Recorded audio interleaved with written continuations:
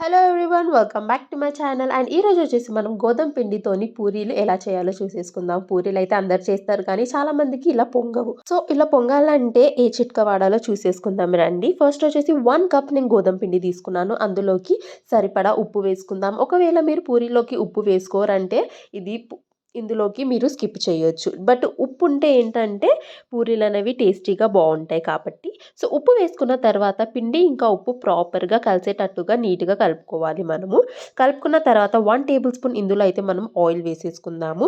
Oil వేసుకున్న తర్వాత oil కూడా పిండిలోకి బాగా కలిసేటట్టుగా దీన్ని మనం కలిపేసుకోవాలి.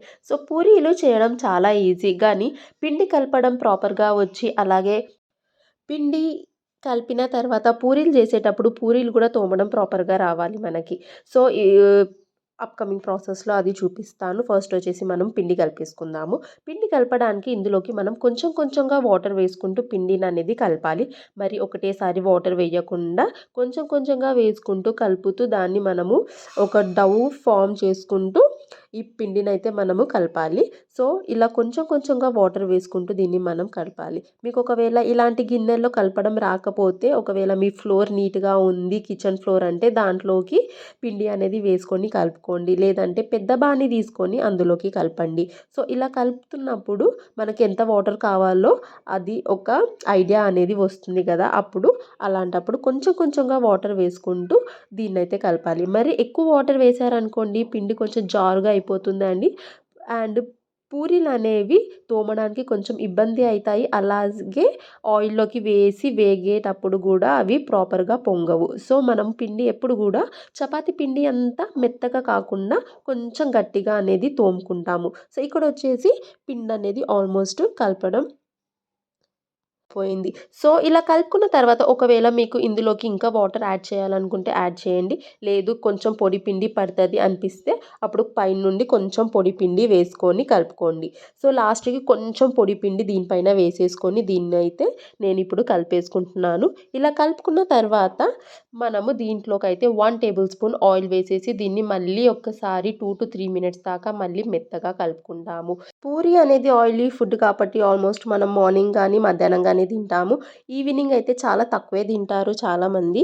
సో మార్నింగ్ టైంలోకి కలుపుకొని చేసుకోవాలంటే కొంచెం ఇబ్బంది అవుతుంది కదా. చాలామంది నైట్ కలుపుకొని మార్నింగ్ చేస్తారు. అలా చేసినా పర్వాలేదు. పిండి అనేది ఈ విధంగా కలుపుకుంటే మాత్రము మీకు మార్నింగ్ చేసినా సరే పూరీలు కరెక్ట్గా వస్తాయి.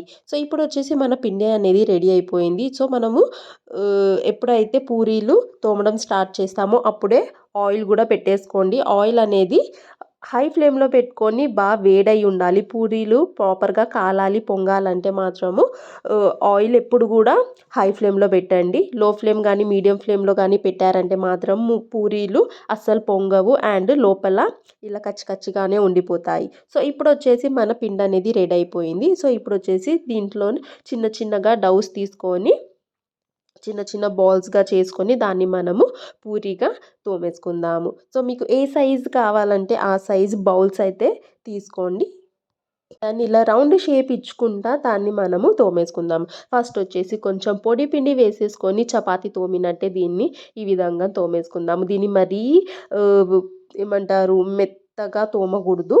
సన్నగా కొంచెం మీడియంగా ఉంచాలి. మరీ లావుగా ఉంచకూడదు. అలా అని చెప్పేసి మరీ ఫ్లాట్గా దీన్ని చేయకూడదు. మనం అప్పడంలాగా మీడియంగా ఉంచుకుంటే సరిపోతుంది. వీడియోలో చూపించినట్టుగా అంత థిక్గా మీరు పూరీలు అనేది తోముకుంటే సరిపోతుంది. దీన్ని మనం ఇలా తోముకున్న వెంటనే దీన్ని మనము ఆయిల్లోకి వేసేసుకొని ఫ్రై చేసేసుకోవాలన్నమాట. సో చాలా ఈజీ చాలా సింపుల్ ప్రాసెస్ కదా. సో మీకు ఒకవేళ పూరీలు వస్తున్నాయి బట్ ఇలా పొంగట్లేవంటే మాత్రము ఈ ట్రిక్ని అయితే ఖచ్చితంగా ట్రై చేయండి. ఇప్పుడు వచ్చేసి మన ఆయిల్ అనేది ప్రాపర్గా హీట్ అయిపోయింది. ఇందులోకి వచ్చేసి మనం చేసుకున్న పూరీని అయితే వేసేసుకుందాము.